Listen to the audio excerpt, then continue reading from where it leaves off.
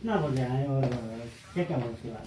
सबसे पहले नमस्ते प्रणाम। और इसमें गुनाहगार देखिए ना मैं हूँ और ना ही जनता है और ना ही यहाँ का प्रशासन है। गुनाहगार वो है जो परमिशन लिया और परमिशन रद्द होने के बाद भी हमें इन्फॉर्म नहीं किया गया। और मैं यहाँ पे करीब 7 साढ़े 7 बजे मैं बॉर्डर पे आ गया था। सुबह 7 बजे मेरा 11 बजे से कार्यक्रम था, तो मैं सुबह 7 बजे, और जब मेरा कार्यक्रम लिखने की बात थी तो यही गए थे कार्यक्रम लिखवाने को। एक बार दिखा दीजिए, क्या नाम पड़ेगा आपका? मेरा नाम तो चौधरी नाम है। मेरा नाम तो चौधरी हो। हाँ, उहाँ खेसारी भैयासँग महीने गएको थिएँ पैसा उहाँलाई पुर्याउनलाई। और कितने बजे आए थे आप? 35 लाख। अन्दाज चाहिँ वहाँ पे कितना बजे? 10 बजे 11 बजे वहाँ पे खेसारी भैया को ने। हम लोग नेपाल कितने बजे एंट्री किए थे? नेपाल यहाँ पे हमको तो कितना 6 बजे 7 बजे हमको सुबह में हम लोग 9 बजे होटल में एंट्री किए हैं सुबह। हम नहीं आए तो भैया, हम नहीं थे। ये नहीं, आपका ही आदमी था ना? अनि त्यसपछि के भयो, उहाँ कतिखेर आइपुग्नु यहाँ? उहाँ चाहिँ गएर 7 बजे मेरो साथीले सोद्धाखेरि 7 बजे उहाँ जुन छ हाम्रो यहाँ होटलमा आइसक्नु भएको थियो। अनि त्यसपछि गएर हामीलाई पनि कुनै जानकारी न तपाईँलाई गएर यो पुलिस प्रशासनबाट कुनै जानकारी भएन। एक्कासी उहाँले जब गएर तपाईँलाई गएर जुन छ के अरे 12 बजेतिर पनि जुन छ जब गएर आधी मान्छे उहाँको भित्रै सकेपछि गरी तपाईँको जुन छ उहाँहरूको म्युजिसियनहरू अरू विभिन्न मान्छे 15-16 जना भित्रै सकेपछि त्यसपछि हामी एउटा टिकट पनि गएर सुरु गर्यौं। अनि त्यसपछि गएर अब अलिअलि ढिलो हुन थाल्यो। अनि उहाँले बोलाउँदाखेरि त्यतिखेरसम्म अब कोरोना कारणले हो के कारणले हो उहाँ त्यसपछि गएर यहाँ पुलिसले घेरेर आएको थियो। त्यसपछि हामी जान नै पाएन। हाँ, एक मैं बता। और हिंदी में भी बोलिए प्लीज। हाँ, मुझे समझ में नहीं आ रहा क्या बोल रहे हैं वो। हुन्छ। तो आज जो स्टेज यहाँ पर बना हुआ था, आपका प्रोग्राम भी था, तो आपका कौन कौन सा, क्या पूरा टीम, कितने आदमी का टीम था, क्या क्या इक्विपमेंट आपका आया हुआ था? 25 से 30 लोग थे हम, और हमारे इंस्ट्रूमेंट जो बजाने वाले लोग थे वो थे, और हमारी डांसर ग्रुप की लड़कियां थी। और सबसे बड़ी बात कि ये लोग जब मेरा कार्यक्रम किए तो इन लोगों ने बताया ही नहीं कि टिकट शो है। टिकट शो का मुझे पता ही नहीं था। मैं जब यहाँ आया, जब ये सारे हंगामा हो गए होने के बाद मुझे पता चला कि टिकट शो था। और उसमें जनता की क्या गलती है? नेपाल की जनता चाहे कहीं की जनता भोली भाली होती है, उसको ये पता नहीं होता है भाई। वो अपने बेटा को प्यार करने, अब मेरे बारे में क्या बोल रही है जनता, किसी के बारे में बोलेगी, क्योंकि उसको हकीकत पता ही नहीं है। तो टिकट शो के नाम पे इन लोगों ने मुझे बुक ही नहीं किया था। और जब इनका परमिशन फेल हुआ, सरकार ने कोविड की वजह से परमिशन इनका रद्द किया, इनको मना किया कि आप कार्यक्रम नहीं कर सकते हैं। आपसे कितना दिन पहले एग्रीमेंट हुआ था यहाँ पर आने का? मेरा तो 5-6 दिन पहले ही ये कार्यक्रम तय हुआ है, राइट ना? 5-6 दिन पहले, 5-6 दिन पहले। और ये लोग 5-6 दिन पहले ही मुझे तय किए। मैंने वीडियो भी बना के 2 दिन पहले वीडियो बनाया, 16 तारीख को। तो 2 दिन पहले मैंने इनको वीडियो दिया था, तब तक इनको पता चल चुका था।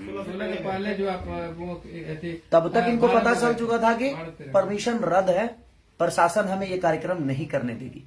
उसके बावजूद भी इन लोगों ने, मैं यहां तक आ गया, उसके बावजूद भी ये पूरे दिन टिकट काटते रहे और मुझे पता ही नहीं है कि टिकट कट रहे और टिकट पे ये कार्यक्रम है। और लोगों को सिर्फ गुमराह करते रहे। और उसमें नुकसान ये हुआ कि 4 स्कॉर्पियो लोगों ने जला दिया। इसमें मैं पब्लिक जनता को मैं बिल्कुल दोष नहीं बोलूंगा, क्योंकि इन लोगों ने गुमराह जनता को भी किया और मुझे भी किया। तो आपका कहना है कि जो भी हुआ आयोजक की तरफ से, आयोजक अगर मुझे सुबह ही बता दिया होता कि भैया यहाँ परमिशन नहीं है, प्रशासन हम आपको नहीं दे सकते, तो इसमें प्रशासन का भी कोई रोल नहीं है भाई। प्रशासन, अब मैं यहाँ आया 8 बजे, 9 बजे मैं पहुंचा। 9 बजे पहुंचने के बाद 10 बजे मैं रेडी होकर बैठ गया। जैसे निकलना चाहा, पूरी प्रशासन, पूरे होटल को घेर लिया गया कि आप कार्यक्रम करने जा ही नहीं सकते। तो मैं प्रशासन को तोड़ के तो नहीं जाऊंगा, क्योंकि मैं आउट ऑफ इंडिया हूं। ये इंडिया तो है नहीं, ये बिहार तो है नहीं, यूपी तो है नहीं। अब प्रशासन बोल रहा है कि आप जा ही नहीं पाओगे, आपको नहीं जाने देंगे हम, क्योंकि वहां पे कोई व्यवस्था नहीं है। अगर आपको कुछ हो जाएगा तो भाई उसका जिम्मेदार हम पे आ जाएगा। जे प्रशासन, नेपाल की प्रशासन निकम्मा है, और नेपाल की प्रशासन ने खेसारी लाल यादव को सुरक्षा नहीं दिया, तो हम अपने पे रिस्क नहीं लेंगे। इसलिए आप यहां से नहीं जा सकते। और मैं अभी वही कपड़ा पहन के बैठा हूं सुबह से, अभी खाना तक मैंने नहीं खाया। कि कितने लोगों को प्रॉब्लम हुई होगी। मेरे जितने भी बंदे वहां थे, कोई ऐसा आदमी नहीं था जिसको चोट नहीं लगी है, सबको चोट लगी है, क्योंकि पब्लिक को कहीं ना कहीं खेसारी लाल यादव चाहिए था और मैं उसी के लिए आया भी था।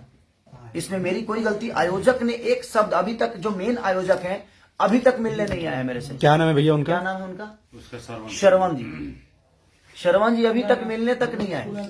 पूरा नाम क्या है उनका? किसका? श्रवण जी का?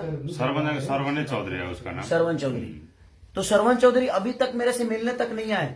हम लोग सारे लोग अभी तक खाना तक नहीं खाए। सुबह सब लोगों ने नाश्ता करके और कार्यक्रम के लिए जा रहे थे हम लोग। और जनता, अब जनता की नजर में ये चीजें लग रही है कि मैं आया नहीं। अभी आप देख ही रहे हैं ना कि यहाँ पे हैं, ये भी हैं हमारे प्रशासन, यहाँ की प्रशासन भी, हमारे एसपी साहब के, जो हमारे प्रशासन के लोग हैं वो भी हैं। ऐसा नहीं है कि मैं गलत हूं, मैं किसी का काम लेता हूं तो मैं अपने जीवन में मैं 24 घंटा वर्क करने वाला इंसान हूं। लेकिन कहीं ना कहीं ये कार्यकर्ता लोगों ने जनता को भी बेवकूफ बनाया और मुझे भी बेवकूफ बनाया। आज कम से कम 1.5 करोड़ का नुकसान हुआ सिर्फ खेसारी लाल यादव के। 4 स्कॉर्पियो को जला दिया गया। इसमें दोष जनता को मैं कैसे दे सकता हूं? इसमें दोष तो इनका है। हमारे सारे इंस्ट्रूमेंट तोड़ दिए गए, हमारे लड़कियों को चोट पहुंची, तो इसमें दोष ना उन जनता का है और ना ही हमारा है देखा जाए, और ना ही यहाँ के प्रशासन का है, ना ही सरकार का है। जब सरकार आपको पहले कोविड की वजह से मना कर दिया तो ये कार्यक्रम आपको पहले ही रद्द कर देना चाहिए। जब 2 दिन पहले ही आपकी परमिशन रद्द की गई तो आपको पहले जनता को बता देना चाहिए कि कार्यक्रम, या मुझे ही बोलते कि भाई एक बार लाइव आकर बोल दीजिए ये कार्यक्रम कैंसिल हो गया।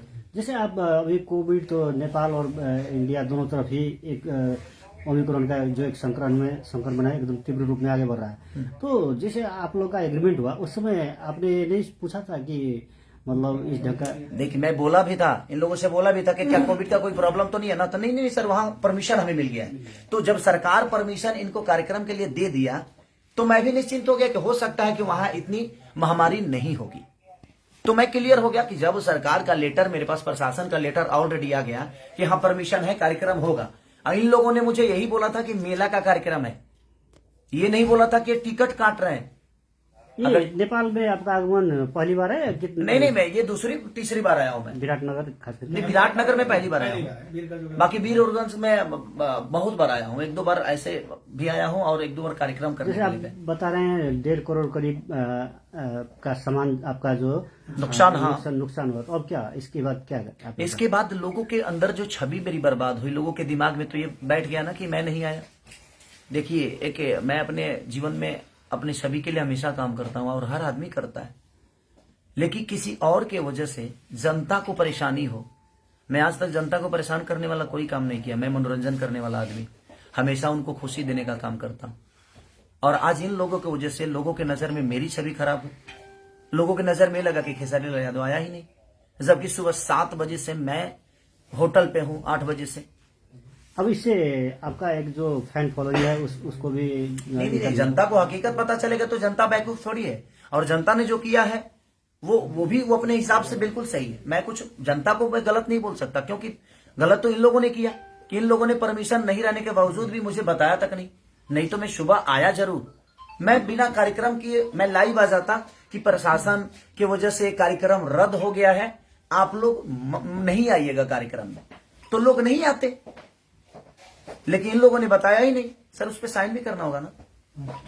हाँ, तो वो सारी चीजें हैं। और अभी कार्यकर्ता में एक आदमी आया और वो सुबह से मेरे साथ यहाँ पे थे, लेकिन अभी वो गायब हो गए। ये है सुमित जी नाम है उनका, वो भी गए थे रिसीव करने, वही हमें बॉर्डर से हमें अंदर किए। तो मेरी इसमें गलती 1% की नहीं। व्हाट्सएप लोकेशन से लेकर हर डिटेल वही दे रहे थे हमें। और ये सुबह 7 बजे भी हमें नहीं बता रहे हैं कि प्रोग्राम कैंसिल हो गया है सर, प्रशासन ने मना कर दिया है, सरकार ने मना कर दिया है। इन लोगों ने गुमराह रखा हमें गुमराह किया कि नहीं आप आइए कार्यक्रम होगा। तो आपका आगे का जो अब इसके बाद का क्या, आपका क्या करेगा? क्या कुछ चीजों से लेते हैं आप? इसके बाद जैसे आपका क्षति हुआ, आपका एक हिसाब से क्षति तो आयोजक ही देगा ना। अब क्षति जो हुआ है गलती इनकी है, इनको तो पूरे जनता का पैसा लौटाना चाहिए। जनता की क्या गलती है भाई?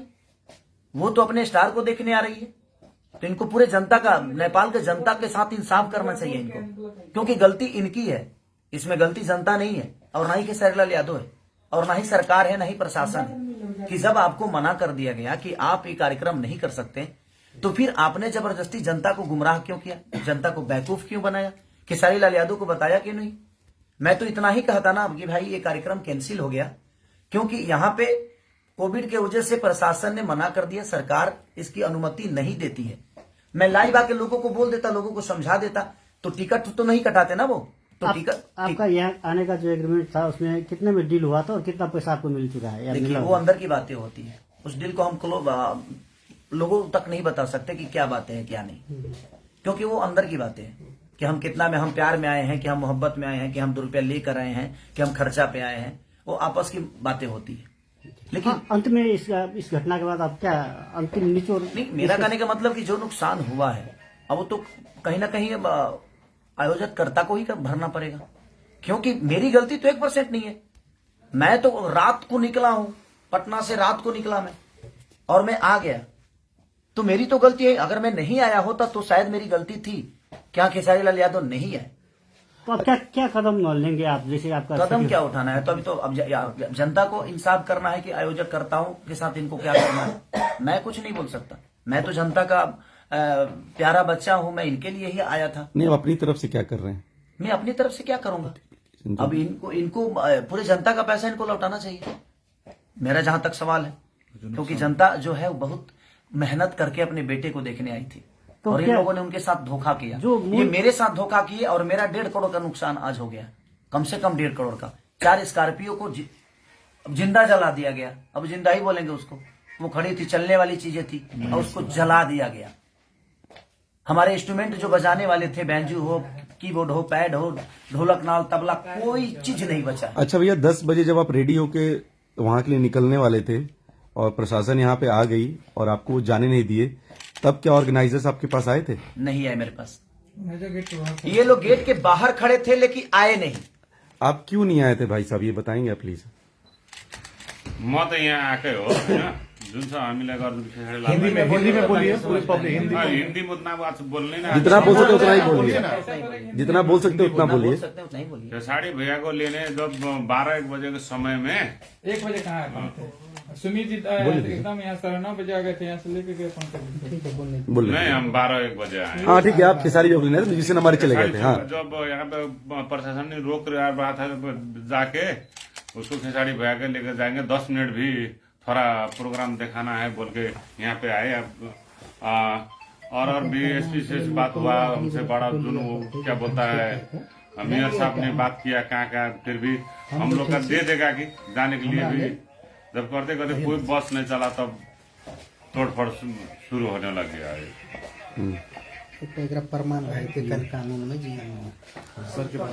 तो चलिए, और भैया का बहुत योगदान रहा हमारे लिए, दिल से थैंक यू भैया को। और यहाँ के मेयर है ये मंत्री जी हैं, मंत्री जी प्रदेश का मंत्री हैं। तो मंत्री जी ने भी बहुत कोऑपरेट किया, और हम सर को भी धन्यवाद देंगे कि क्योंकि वो आए हमारे लिए इतने रात मनीष जी बेचारे, और इन्होंने भी अपना योगदान दिया मुझे। लेकिन हमें योगदान इनके तरफ से नहीं मिला, और मैं पूरी जनता से मैं क्षमा प्रार्थी मांगता हूं कि मेरी गलती नहीं है, आप लोग मुझे दोषी ना समझें, क्योंकि मैं आपके प्यार और आपके मोहब्बत के लिए, आपके मनोरंजन के लिए दिनों रात मेहनत करता हूं और हमेशा करता रहूंगा। और इन लोगों की वजह से, इसमें बताइए, अगर मैं आया और मुझे प्रशासन, पूरे नेपाल के प्रशासन 20 लोग आकर घेर लिए कि आप नहीं जा सकते, क्योंकि कोविड के लिए ऑलरेडी कार्यक्रम कैंसिल किया गया था, ये लोग जबरदस्ती कर रहे हैं और हम आपको नहीं जाने देंगे, तो कहीं ना कहीं मैं क्या कर सकता हूँ? मैं तो आउट ऑफ इंडिया हूँ, यहाँ के प्रशासन को नहीं जानता, यहाँ के कानून को नहीं जानता, तो गलती तो इन्होंने किया। तो इसके लिए मैं आपका गुनहगार नहीं हूँ, मैं आया जरूर था सिर्फ आपके मोहब्बत के लिए। तो जिनके मन में मेरे लिए नफरत है, ये आप एक बार सच्चाई जान लीजिए कि हाँ, मैं कहाँ से गलत हूँ। अगर मैं आया और 10 लोग घेर कर कह दे कि आप नहीं जा सकते, अगर नॉर्मल इंसान घेर के कहे तो मैं हो सकता है कि मैं लड़ जाऊं, लेकिन मैं इंडिया, यहाँ नेपाल के गवर्नमेंट से तो नहीं लड़ने आया था, यहाँ के प्रशासन से झगड़ा करने तो नहीं आया था। तो इसलिए ये चीजें हुई हैं, तो उसके लिए मैं क्षमा प्रार्थी हूँ कि मुझे अफसोस इस बात का है कि मैं आकर भी और आपके सामने कुछ कह नहीं पाया, कुछ गा नहीं पाया। क्या मुझे दुख नहीं है इस बात का? मुझे भी इस बात का दुख है। जितना आप दुखी हैं उससे कई गुना ज्यादा दुखी मैं हूं, क्योंकि मैं आके भी और आपका मनोरंजन नहीं करा पाया। ड्यू टू सिर्फ रीजन हमारे कार्यकर्ता लोग, जिन्होंने मुझे 2 दिन पहले भी नहीं बताया, यहाँ आने के बाद भी नहीं बताया। नहीं तो मैं लाइव आके सारी चीजें क्लियर करके और आपको घर पे ही रोक देता कि आप मेला में मत आइए और टिकट कटाने की आपको जरूरत नहीं है। ये टिकट की भी बातें मुझे नहीं बताया कि हाँ टिकट शो है, और इन लोगों ने टिकट भी काटा और आज ये बता रहे हैं कि हमारा रिकवरी कैसे होगा। कोई ट्रस्ट है उसके, ये ट्रस्ट है कोई इनका, उसके लिए इन्होंने कार्यक्रम कराया था। तो मुझे बता देने में इनका क्या जाता? अगर बता दिए होते तो शायद मैं उसी हिसाब से आप यहाँ पे आता, या मैं मना भी कर सकता था कि नहीं हम ऐसा काम नहीं करेंगे। अब पूरे लेटर के साथ इन्होंने परमिशन का लेटर दिया, उसके बावजूद भी जब कैंसिल हुआ तो इन्होंने मुझे इन्फॉर्म नहीं किया। तो सो सॉरी, आप लोग मुझे क्षमा करिएगा। मैं खुद ही तकलीफ में हूँ क्योंकि मैं आके भी नुकसान तो आना जाना लगा रहता है, लेकिन तकलीफ इस बात की है कि मैं यहाँ आके भी अपना समय दे के भी आपके बीच में आकर आपका मनोरंजन नहीं करा पाया। तो इसलिए सो सॉरी उसके लिए। बाकी जो मेरा नुकसान आज 1 से 1.5 करोड़ जो नुकसान हुए हैं उसके लिए मैं क्या बोलूंगा। अब कार्यकर्ता हैं ये जो आयोजन करता है, आयोजक हैं, कि देखिए कैसे भरेंगे क्या भरेंगे। और मैंने FIR भी कर दी है यहाँ पे। इसके लिए प्रशासन का मदद आप ले रहे हैं? हाँ, प्रशासन का मदद लोगों को चोट भी लगी। और जिन लोगों को उस कार्यक्रम में चोट, जिस जनता को चोट लगी है उस कार्यक्रम के दौरान, मैं ईश्वर से प्रार्थना करता हूं कि आप लोग स्वस्थ रहें और सुरक्षित रहें, जल्दी आप ठीक हो जाएं, क्योंकि बहुत लोगों को चोट लगी है। मेरे टीम में किसी को ऐसा नहीं है कि मेरे टीम में किसी को चोट नहीं है, सबको चोट लगी है। लेकिन उसके बावजूद मेरे टीम के बाद भी मेरी जो जनता, जो भगवान स्वरूपी जनता है, जिसको भी चोट लगी है, उसके लिए मैं दिल से दुआ मांगता हूं कि आप जल्दी से स्वस्थ हो जाएं। Thank you so much.